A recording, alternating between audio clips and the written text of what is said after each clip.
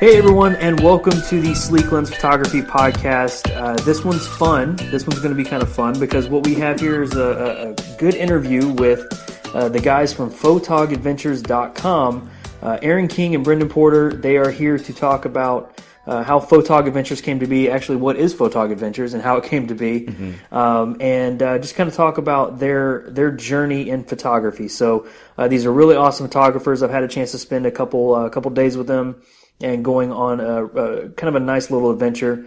So let's go introduce yourself, guys, and we'll see what your Photog Adventures is all about. Right on. Hey, Jordan. I am Aaron King. I'm one half of Photog Adventures. Brendan Porter is the other half. He's with me. Yeah. And we are basically a site focused on landscape photography, astrophotography, and sharing and teaching everything as we learn it. We're guys who are learning the skill as we're going through and sharing and chronicling our adventure. So at this point now, we've become masters in little areas like Milky Way photography, where we've done it so much. We've got it down to such a ritual that we really feel comfortable saying that we're experts in this topic. But we're learning still more on landscape photography and challenging ourselves there. So what we do is we have a podcast every week, a YouTube video every week, and then we add more on our Facebook channel and other extra YouTube channel videos that we can add on there that give tutorials and talk about composition and feature people who have followed us and people we fell in love with as friends and heard their adventures, and we hear what they're doing and we see their photography and we feature them on our channel. So we have a lot of fun featuring the stories of photography. How did you get there? What was it like getting there? How was the experience? And then what went well? What didn't go well? We always try and feature the things that if we blow something, everyone who listens to us and follows us, they know about it. And if we do something really well and how do we do it, we completely tutorialize it and make sure everyone knows this is what really worked. This is what went awesome for us on the trip. Yeah, and the whole thing got started by Aaron and I having a family dinner. So he's married to my cousin, and we just started hanging out at these family dinners that they do 2 or 3 times a month. Yeah. And one night he's just like, "Hey, does anybody want to go and shoot the Milky Way with me?" And I think you'd asked people before, right? And maybe no one wants to go. Nobody wants to go. I would go out for my Milky Way photography. And I'm waiting for like 3 or 4 telescope. hands that go up. I'm looking around, I'm like, no one. I'm like, dude, I'll go. Like, yeah, I'll go with you. When are you leaving? He's like, Tuesday. I'm like, you got to be to my place by 1 a.m. and we're gonna go out to a place that's freezing cold from 3 a.m. to 5 a.m. You ready? I'm like, yeah, sure. I'm usually up at that time anyway, so put some warm gear on and go out. Okay, we can do that. And so that's how it all started. I had not shot the Milky Way ever before that time, and I wanted to for probably at least 5 or 6 years before that. So, so when I had a chance to do it with a guy that I knew who had telescopes and had studied the Milky Way and stars and stuff before, so I was like, sweet. Wasn't going to murder you out there. Yeah. So everything was perfect. Yeah, so we went out, and after we had a great time out there freezing our buns off, and we kept the car running the whole time just so that we could keep going back and forth from the car. Yeah, I was so excited about the pictures that I got that I was like, oh my gosh, we should do this more often. Like, this is awesome. Like, especially when it gets warmer, this will be great. And so, so we started discussing after that point for the next month or so, on and off. We went out a couple more times, and then started discussing, hey, if we want to, maybe we should put a YouTube channel together. And that's the genesis of all that. That's how all that got Brendan's started. always been in marketing and 3D animation and other web design and design work. I was in the game industry as a producer in the game industry working for Disney. And so we'd always been a part of the industry of producing content and having fun with it. And we always want to do our own thing on YouTube because YouTube was such an open platform for us to be able to do something we've always wanted to do. And I think it was just a match made in heaven. We thought, we can marry photography, trips, adventures, and going out to Milky Way photography, landscape photography, and just have all those experiences on camera and share how it goes. And Brendan was someone who was willing to do it at any time, any weather, any conditions, and he's the perfect partner for it. Yeah, I mean, I've been doing photography since my first camera was a DMage 7. When Minoltas was still in the game. Sony bought them, and then I bought an A200, and that was my first digital SLR. And so ever since then, I mean, if you guys know the models, I mean, that was like almost 15 years ago. And so when digital film was becoming more of a reality, that's when I got in, and I've been doing pictures since then. But I've never been really serious enough to really study it as like an actual art and be really disciplined I would just take pictures of my kids, take pictures of plants, take pictures of macro, and do all kinds of cool stuff and experiment all the time with it. And had a huge library of images. But some were great, some were not so great. Some I could sell as stock images. Other ones got failed notices or whatever. They got unaccepted. Failed notices. And they're like denied. This picture sucks.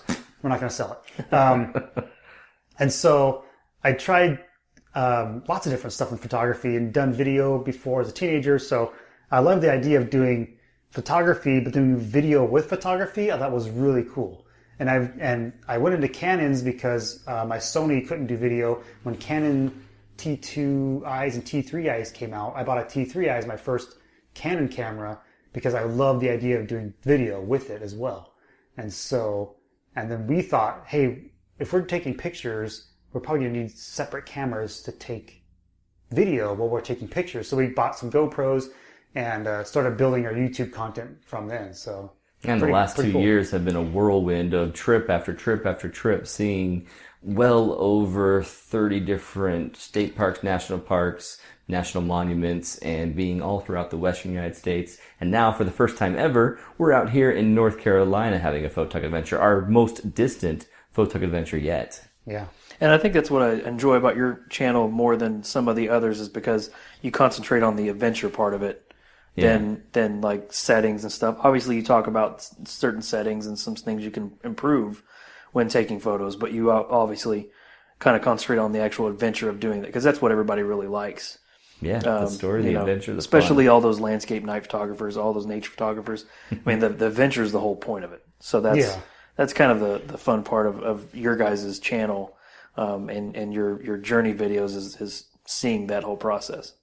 Yeah, it's been a blast. I mean, we have focused on the story in the videos and on the podcast, and people around us who are making landscape photography podcasts kind of died out or slowed down, or we've caught up to them in numbers of episodes because it's really hard to get enough content to put out there. And how many times can you tell someone, well, F8 to F16 or blah, blah, blah. What else do you want to teach someone about photography for landscape photography? You run out of content. Yeah. And Brendan and I were amazed that no one else had a channel or a podcast that was focused entirely on the story where whatever happens, go do it, go experience it, and then tell the story. If you blow it on the Perseids because you have your shutter going for 3.5 hours instead of having it turn off for an intervalometer, you tell that story and you cry every time you hear it again. And that's just what we do. We focus on the adventure and the stories. And I think the best part about it is that we've always said, hey, get out there and have a photog adventure of your own. And so we're encouraging other people to tell us their stories. It's not just us telling them their stuff. When we talk to them in the comments on YouTube, we're like, well, when did you go out? Let us know how it turned out. And they'll often find us on Instagram or they'll find us on Facebook and they'll start talking to us and telling us, hey, guys, I got inspired. I went out to this place. Check out this shot. And we love hearing that. As often as we can, and not much lately, actually, on the podcast, we feature a listener adventure because it's all about encouraging and inspiring others to go out, get out there with your camera. Who cares what the conditions are? Who cares what you're going on with your family, your job? Just find some time and get out there and have an adventure. Yeah, I mean, obviously, don't do it at the risk of your marriage or relationship. No, not that serious. Don't go to that extreme. But yeah, I mean, that's the thing is that we brainstormed and figured out what kind of format we wanted to proceed with, and we came up with the idea of, hey, if we're both out there and we can both like kind of feed off of each other, we can make it a lot more interesting, especially if we focus on the fact that we're going out and the fact that we're exploring these cool places, and it kind of gets my inner soul person or whatever it is. Your inner soul person? My inner soul person. Your is soul explore. music person? No, I mean my personality is the kind of person I love to discover new things, and I'm always looking at what's next or what's new or exciting new adventure. And I'm like, every time I see something, like squirrel, when we're out. And so like this morning, for instance, I'm like, dude, that path goes right up there. There's S-curves. We're like in the middle of talking about what we're going to say in the next video clip. We have like 30 seconds to do this, and he's like, oh, wow, look at that. I wonder where these roads go. If we go up here, oh, that rock. And I'm like, dude, back to this. Should I say these things? Oh, yeah, go ahead and say those things. I'm like, okay, I'll do that. Man, where the heck did you go? So I'm not giving him any feedback. I'm just like looking around like, where can we go next? Like, I want to go check out those rocks now. And so, so every time we go to a place, it's cool because you always discover something new, even though you've been there before. There's always like a different path or another way of approaching even the same subject. And so that's what's cool about going out and being out in nature or exploring landscapes, especially at night, because we got the night settings down. Once you get the settings down, it's all about, okay, what can I get that's cool to go next to the Milky Way? Yeah. What are the dark areas and what are the places we can explore that are unique? And of course, there's always like those iconic places that everybody knows about, in the national parks and such. But what are some cool places that are just outside the parks that is also cool? Or, so it's fun to discover those places and then share them with others. So it's been a lot of fun. So going along that, when you guys are trying to find different things to put in your photos to help enhance them a little bit, that kind of goes with the fact that there's two of you guys. Mm-hmm. So what are the differences between your individual photography styles? Because you guys usually landscapes, nightscapes, stuff like that. So how do you tell the differences between your two photos? Because you guys are right next to each other most of the time. Right. So how do you kind of differentiate your photos from each other? It's a very good question. With Brendan's experience, he has been out with this camera more than I have. I'm relatively new to the DSL camera world, as I've only had a DSLR since the Canon 70D, and I got that in 2016 in January, just so that I can attach it to my telescope and do deep sky imaging, and I wanted to do Milky Way photography sometimes with it. And it's just completely flipped. I'm only doing Milky Way photography all the times with it. And I have a 6D now. So I'm relatively new to it, and I can see all the time. I go to location, I think about composition, and Brendan comes in, and he might not think about the composition, but have an idea naturally. He just has an instinct, and he hits that instinct, and more often than not, being just 10 yards away from me, Brendan has naturally brought in a leading line, a curve, an S-curve, something interesting that has shown up in his frame that I didn't notice because I go through it almost in a checklist. Like some of you probably listening to this have, where you go into the checklist, you're like, I want this, this, and this, and this. You try and find those things, but when you're there enough and you've done photography enough like Brendan, it's instinct and you happen upon a great composition and you start taking the shot. And so the difference in styles, I would say Brendan has a very good handling of the panorama, very good handling of the leading lines up to his shot, and he's drawn to those first, where I'm more drawn to a vertical image, a vertical shape that is going to bring from the bottom plane to the top plane and break those planes and give the composition some strength and structure. And so I lean towards those, where he leans towards the nice sweeping rivers, leading lines, waters, foreground elements that are pointing to his subject, like tree branches that are pointing to our subject. All of that you keep hitting all the time. Yeah, it's really amazing to see what the difference is between even 3 to 4 feet apart. Yeah. How incredibly different those images, just the different angles can produce. And sometimes we looked at our images and it's like they're almost identical, because we're both focusing the same spot, the same thing, and it's just amazing or whatever it is. And then sometimes, like the next trip, we're only 10 feet apart and the thing just looks almost like a completely different scene. I want to say several weeks ago, but I think it was only 3 weeks ago at this point, we were down at Natural Bridges National Monument, and we're standing literally 5 yards apart underneath this natural bridge, Owachomo Bridge, and I'm trying to capture a shot for a video I'm doing, and he's there to see it for the first time, really, in Milky Way photography. This is your first one ever, right, in that area? I've been there once before in the daytime, but not at night. Never at night, right? So he's out getting it, and he's next to me. I'm seeing the Milky Way. It's totally vertical, intersecting with this long land bridge that's above our heads, and I'm going for this vertical shot or a single frame. And Brendan pulls off this 3-tier panorama that stretches from the right to the left, and the shape of the rock as he gets it and spreads this entire scene out, where I thought I couldn't even begin to do a whole full wide pano because of the distortion and the angles of everything. Brendan pulls off a shot that I don't even want to work on my Natural Bridges National Monument shot now. I'm like, gosh dang it, that's the better image. I know it's better than what I'm going to pull out, and I'm just depressed thinking about it. So there's no competition when you guys go out there. There's no real competition, but there's absolutely a winner. We always see whose shot won, and it's completely conceded easily, but we never try and fight for the better shot or compete for it while we're there. But it's very obvious when someone else pulled something that was fantastic out of the image. And sometimes, Aaron will pull out a piece would be portfolio worthy, but then we'll use my image for a thumbnail for the podcast or the video or something like that, because it's also like a really cool image. And it's just like, that's perfect for the thumbnail. But clearly Aaron got the better shot that day for such and such or whatever. So, and we feature both images in every video. So if we go down to Canary Creek Falls, we show both of our images and how they turned out. You see our raws, you see our finals, and you can see how we process completely different. We had comments talking about the trestle. It's like you both have different ideas of how to process the Milky Way, even though we're both at an object that's completely, there's 2 or 3 ways to capture it. And we had just different images enough and different processing enough that you can see kind of that, hey, don't worry about your own method. Just go and find your own style. Don't try and mimic anyone else's, and just try and figure out the settings and have fun with it. Can't really go wrong. Yeah. So going off of that, you guys, like that we've been talking about so far, you guys kind of concentrate on night stuff, Milky Way photography, that sort of thing.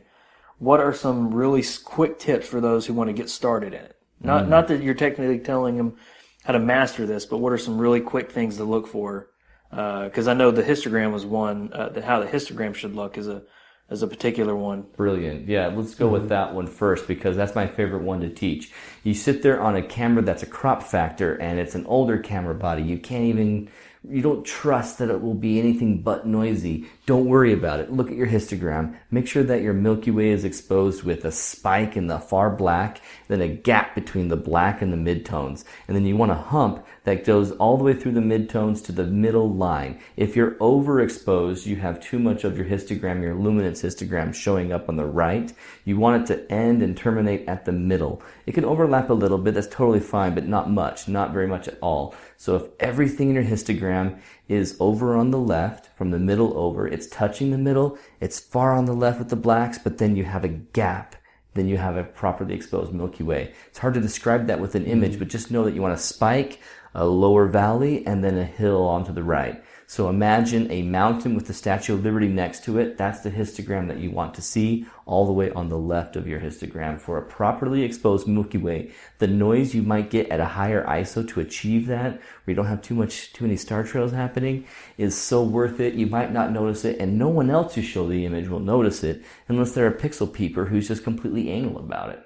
Because some people might look at that, look on the back of their camera and see that, oh, I can see it's bright enough, but you're really getting a false reading. Exactly. Because you're getting illumination from the back of the camera. Yeah. So it's really easy to pay attention to that and get a good image. Yeah. Precisely. Yeah. What a lot of people do is they actually take one tip that I saw was this guy would take the image, completely take the shot, and then pull up his info on the histogram to see for sure what that picture actually is reading out. And then he'd adjust his ISO and his speed accordingly to bump it more to the right or more to the left, depending on what he was getting. Right. And so even live view histogram could be a false reading. Oh, I'm never talking about the live view histogram too. I'm always talking about a picture taken and reviewing a shot that's already been captured. So fully take a picture. Yep, not the simulation, not the live view one. It's the histogram that comes back from the captured image. Right. Cool. That's a really good one. What else you guys got? What else? Good tips that you can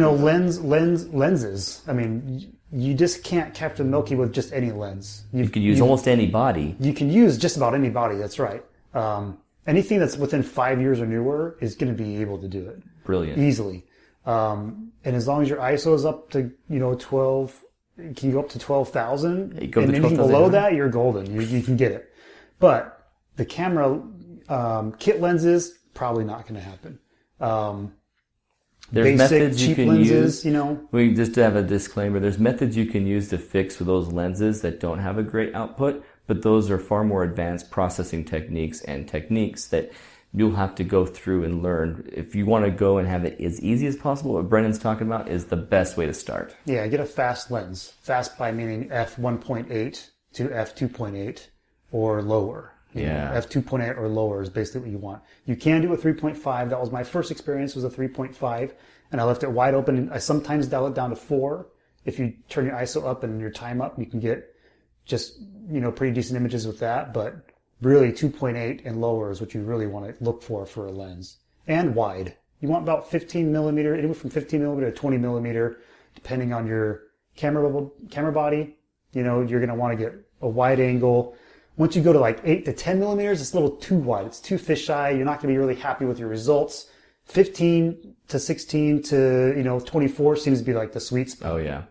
And if you don't have anything fast enough except for your 50mm nifty 50, use it. Use it for Milky Way photography, because a panorama with that is actually a better shot than my Tamron 15 to 30 f2.8. Your 50mm can capture the texture in the wider areas of the Milky Way much better. You see grains of sand instead of a whole blown out just sheet of white. In my Tamron, I'll get sheets of white in there a lot of the times, where you with the nice 1.8, 1.2, you have a 1.2 even 50mm. Those can turn out some amazing sandy textures in the Milky Way. So use your 50mm if you have nothing else. Yeah, if you have a 50mm, that's your fastest lens, but you're going to be doing panos. You're going to be taking like 30 shots, so just make sure you got a good... Yeah, you're not going to get those wide open vistas with that 50. Right, If you stitch them together, you get exactly. So you can bring those in the Lightroom and stitch them together, and Lightroom does a great job stitching the Milky Ways even. It does a fantastic job. I'm hardly ever let down by Lightroom and its stitching ability. One advice when it comes to doing panos, if you only have something like a 50, is get a good ball head with a little that's a separate swivel, or get something like a gear head, which is like been fantastic. They're heavy and bulky, but they're perfect for doing panos. So, would you recommend an L bracket for? I would definitely recommend an L bracket. Yeah. You shouldn't be even going out for landscape and astrophotography without an L bracket, because you will swap from vertical to horizontal orientation over and over and over again. And it's just so easy to get, so easy to do. And there's good, cheap options for L brackets these days too. So. Okay. Yeah. So those some good tips. That really helps everybody out. Yeah. Nice. Let us know how it goes. Like I said, let us know how your shot goes. If you get a 3.5 with a crop factor kit lens, let us know how it goes. Just crank that ISO high so that you can get the proper exposure in the Milky Way, guys. You'll get an awesome shot. You'll love it. Don't worry about the noise. Worry about the noise when you pay $5,000 for your camera. Right now, when you're starting, don't care about the noise. Yep, just get the settings down and get familiar with the process. Yeah, just practice getting out there and finding. Precisely. Yep. Do you have any tips for finding the Milky Way? Yeah, absolutely. If you guys don't want to spend any money at all, Stellarium will tell you where it is. You can understand if they're going to be over in the southeast, south, or southwest, west. You can know where the Milky Way will be at that time using with Stellarium. Yeah. Yep, Stellarium app is on your phone. You can also use Stellarium at home on your computer. It's completely free on the computer, but the app is now, I think, $1 or $2 for it. But PhotoPills, that is the app you want to use, because not only will it tell you where the Milky Way is and how it's going to be at that time, whether the moon's up, whether it's going to be in the way of your Milky Way, you're also going to be able to say, okay, I want to stand literally at this spot next to that boulder. Where's the Milky Way core going to be for me in that spot? And then you can scrub the timeline and see if I'm there and wait until 2:09 a.m., I can get that core pretty awesomely between these two boulders that I want and set up a shot. And PhotoPills is practically critical for that. Yeah. A great website is the Dark Sky Finder. Dark Sight Finder. Dark Sight Finder. Darksightfinder.com. Yeah. And what's that finding for you? So that's basically a Google map, and they overlay the dark areas over that map and show you, you can see where you live, and you can see where the nearest purple or gray or black site is with the lowest amount of light pollution. Because the light pollution can really kill a photo. Light pollution will kill the Milky Way photo. I mean, the light can bloom so high up in the sky, and with your own eyes, you won't even see it in the city. And so when you go out of the city and your eyes adjust, so you can finally start seeing it, your camera's going to see way more than your eyes can still see, and you still might be getting a light bloom. So you want to look at that map first and plan out, okay, if I drive a half an hour from here, it's pretty dark, and I can start trying it. And you can also, it also is a good tip is to point your camera in the direction where it's darkest. So if you're in a green zone, but you're facing a purple or black zone, that's going to be your best results, because you're facing a non-light. There could be a ton of light pollution behind you, but in front of you, if there's nothing, you're going to get a great shot. Yeah, put that Milky Way on that side. And frankly, Milky Way photography, the key to awesome Milky Way photography, only like 2 or 3 of the tips have anything to do with your camera and your tripod. Everything else is all knowing when to go, where to go, and how to take most advantage of your time out there. Make sure the moon's not up, make sure that the Milky Way is above the horizon, and make sure that you're going to a spot that's not going to have a light bloom that blocks the Milky Way core. Yeah. Beyond that, you're going to get an awesome shot. Awesome. All right. Awesome tips, guys. Yeah. All right. So at the end of the podcast, usually we put together a quick feature item of the week? Anything that might help photographers? So what do you guys got? Oh, this is my absolute favorite. Recommend to everyone because one, it's crazy cheap and everyone needs it because the most difficult thing for a beginner and for someone who's been doing it for years is getting your focus. Sometimes you can't just focus on an object during the daytime and then go out and think you got yourself set to infinity on your lens because it gets colder and it changes. You have a range on your infinity because of temperature. So the best way to get focus on location and know you're confident that you've got sharpness is a Carson Lumi Loop. You can buy it off of Amazon. Right now it's $8, but it's typically been $5, $4, so anywhere between $4 and $8 is this Carson Lumi Loop. It's a 10 times magnifier. And the reason why I love these is that it has a cup on it that sets it to a focus. So you can literally just jam it on top of your LCD panel and look through it and you can see everything 10 times magnified. So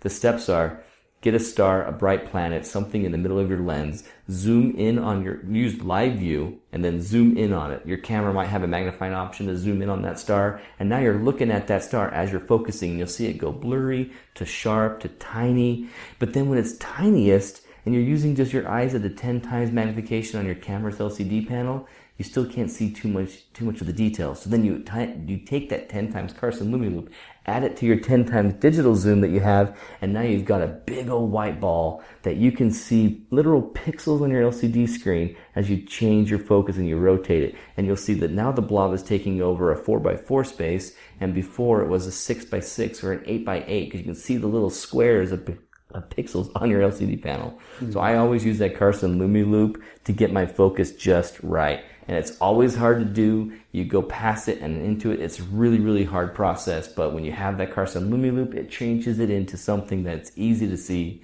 and awesome. And once you do that, your images are sharp. It's awesome. Awesome. One thing that I always recommend to people is the tripod on ball head, or a good gear head, or something that's going to be really useful to keep your camera nice and still, that you can have lots of flexibility. But getting a good sturdy tripod is key, because you're going to be out there and you don't want something that's too skinny of legs or too flimsy, because if you kick it or break it or the sand moves or something, you want something nice and sturdy. If it's a little bit breezy or something like that, you don't want it blowing around or falling over. Get a good sturdy tripod and a good head. A ball head is usually what most landscape photographers use. We use it for our Astro, and it seems to work pretty well. And the L bracket is a great addition to that setup. But just getting a good tripod, head, and L bracket type setup is really, really key to being successful at night, because you really need that stable base and the flexibility to rotate and do panels and all that kind of cool stuff. And you might think that your tripod's strong enough for 20 seconds, and that might be true. But most of the time, how are you going to get your foreground looking awesome? You either take a shot during the moon while the moon's up, take a shot while the sun's up, take a shot when it's just about getting dark, or you're going to light paint. And so you're going to capture the foreground at a different time often than your Milky Way shot. Unless you use low-level lighting, you're going to be in a situation where you're compositing those two moments together. And if your tripod's not sturdy enough to keep it completely still between those two times that you captured that shot, you're going to lose your easy composite and easy Photoshop work, and you're going to miss it. So you want a nice sturdy tripod that's going to sit there and be steady the entire time you need it to be in order to capture your shots. Your foreground's awesome and your Milky Way is where you want it to be. Awesome. Seems like it's not all about gear either. That's good. It really isn't. I mean, you can get out there in Milky Way photography right now with whatever camera you have. Just make sure that you do the extra techniques and steps that we talk about, and other people who can tell you about stacking, tell you about panoramas that are going to fix that, and make sure that your camera has the best output that it could possibly have. But just go out there with your camera, try it. Get a long exposure. You'll see the Milky Way. You're going to love it. Awesome. All right, cool. Thank you guys for coming over here and talking about Milky Way photography and learning about Photog Adventures. Really awesome. For those of you who still want to take part in the coupon code that we have at the end of every episode, just as a thank you for listening, use the coupon code Sleeklens Podcast. That'll get you 10% off anything on sleeklens.com. We've got some really awesome presets, actions, templates out there, so it'll be a good coupon code to get you started there. So thank you guys for listening, and tune in next week for the podcast released every Monday. Thank you guys for joining me as well.